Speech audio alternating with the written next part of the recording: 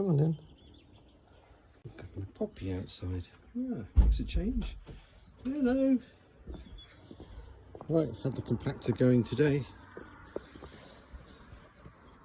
I left the bolt unloose there on that vibratory bit, and loads of oil came out, but never mind. There we go. It's all been compacted, ready to be built back up again. Drains are going in, look. This drain here, we decided this is following the same level as the patio, as the existing patio, and it's actually going downhill very slightly this way. So we're going to use that same gradient, so there's no lip at all the way along this between those two slabs and the drain. When we get to here, we're going to go down off the end of the, there we go, off the end of there, we go down a little bit. In fact, it'll actually be there. So we go down a little bit, and then we're going to go underneath here. So we're going to slice through the lawn, open it up, put a pipe in down through there, so all of this wastewater ejects over there onto the driveway. And we've checked the like the drainage path. I don't think I can show you here.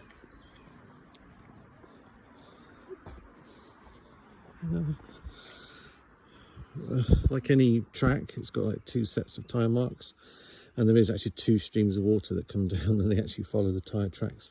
And luckily, right at the end of this track, it doesn't go down that way to our neighbours. It strangely goes that way, down the road. It goes down the road, hooks around the corner, goes down the road that way. It's all misty, look, can you see the mist? It's not very clear today. There's some sort of cloud there. So there we go, drain's going in. We'll probably punch through this wall, we weren't sure. We were going to leave it for the cats, but because the cats quite like sitting there. I don't know, maybe we'll take the wall out, put a pipe in here so we can steer the surface water as it's going that way. Which means we need to start thinking about where we're sending the water. So a bit of this bitumen coated, whatever it is, plastic or something, I'm not sure what it is. It's quite flexible, that stuff. There's 6 sheets there. I was just laying them out just to size them. So I'm going to put a lean-to here, just fix something to this barn thing. I can fix up quite high up here. But ideally, I want that sort of length, at least. In fact, I want the whole length, to be honest, but I'm still sort of working it out. I've got all the timbers to support a lean-to, and I've, I don't know if you can see, I've got some more corrugated. That's just the metal sheets over there I put on the trailer. There's 3 10-foot sheets, which are about, see the red one? That's about 10 foot there. These clearly are a lot higher. That's like, I don't know, 15, 17, no idea. Oh, there's a little poppy. Which leads me on to, can you see the digger? The digger's there. I've just been down there and started hacking out all the old bits of crap that were down by the side of the workshop. Because what happens is moisture for some reason comes down about here roughly, and then it bleeds through halfway through this edge, so about here. It just bleeds through, not a lot. But what I want to do is I just want to clear it along here. I'm probably going to cut, this is quite a gentle slope, well, compared to this. So I'm going to chop off that whole corner down there, right the way down. I'm going to try and follow this line, so it'll be something like that, rather than following the workshop line, which would be, I don't know, something like that. You see how this is a bit sort of disfigured up here? So I'm going to try and use that as my judgment rather than this. I think that's where she goes to toilet. I'm going to dig that up in a minute. So I'm going to bring the dib. I've got my tooth bucket that I was going on about, and I'm going to start chewing into here, and then bring the digger in here, down here. And I need to take out this piece here. In fact, where the cat is now, where Poppy is. So I'm going to clear this bit of rubbish down the bottom. Clear this, and then hook around, and then straight down there. Everything we dig out, I want to put here. So remember, beneath my feet here, it's probably hard to see on the camera, but this is about a 4 metre drop. So to get down to that level, It's it's hard to indicate how big it is without an object there. Go and put a banana in it. Poppy's happy, look. Because we've cleared it, she can actually, so like here, I've made stepping stones for her. And I think she suspects that there's birds in there because they'll be nesting this time of year. So is she going to walk on the corrugate? Oh yeah, she says I like those.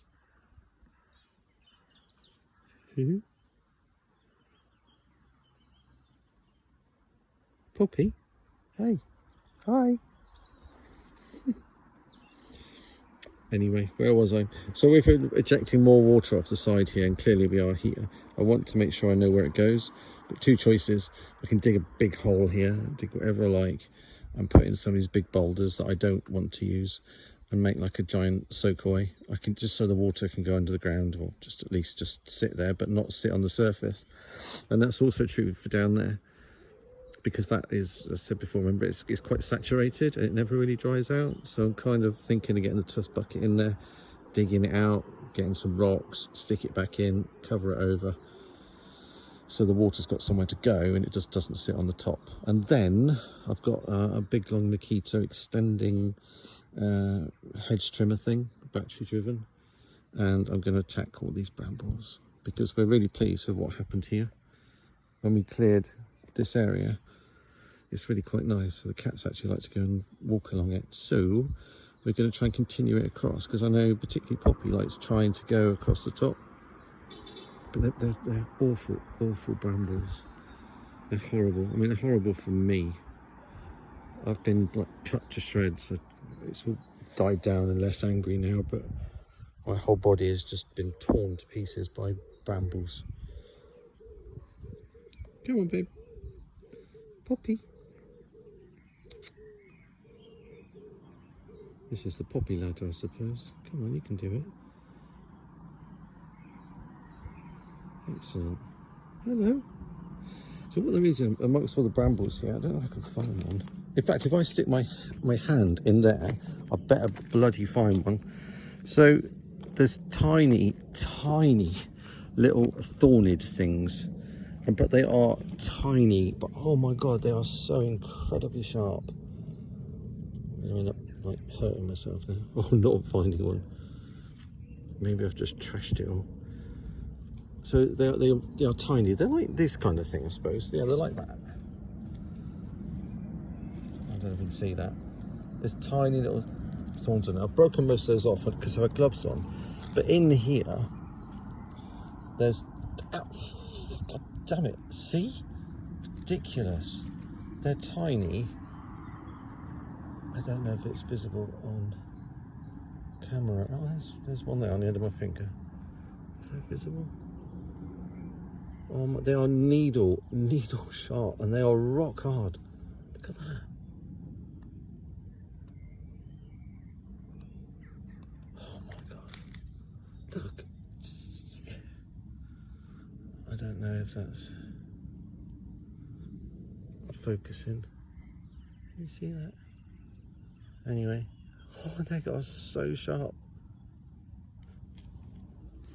They're horrible. And if they're horrible for me, I have no idea what it's like for the cats when they step on it with their little pads. Oh, hello. Baloo's off. Look. Why is it blurry? Oh, look at you.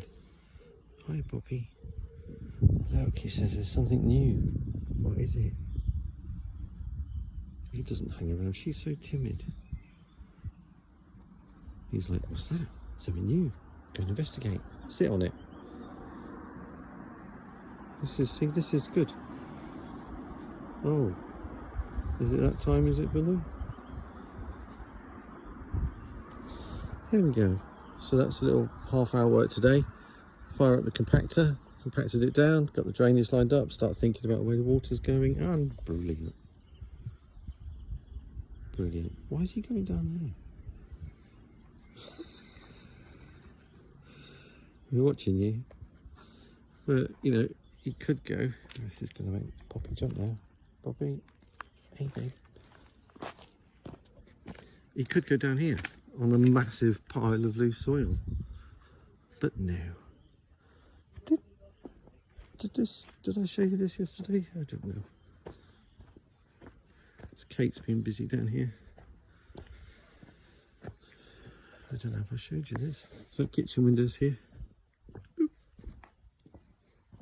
And so at least when we look out now, we've got rid of all the brambles, look, with the muddy patches. At least now we've got something to look at. And equally, if stuff falls down from up there, then there's nothing of any value here. There we go. Right, I'm going to go down the bottom now. Hey, pop, pop.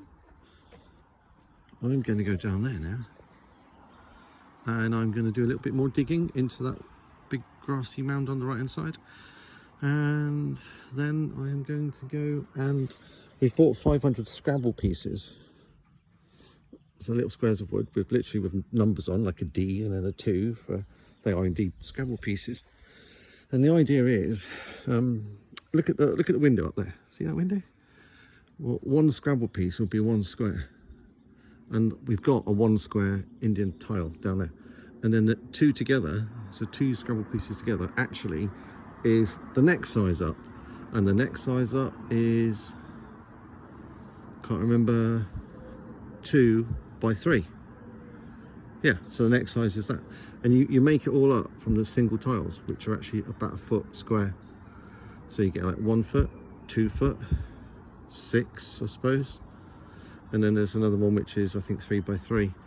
So with these single Scrabble pieces, we should be able to make the 4 types of patio slabs that we've got down there.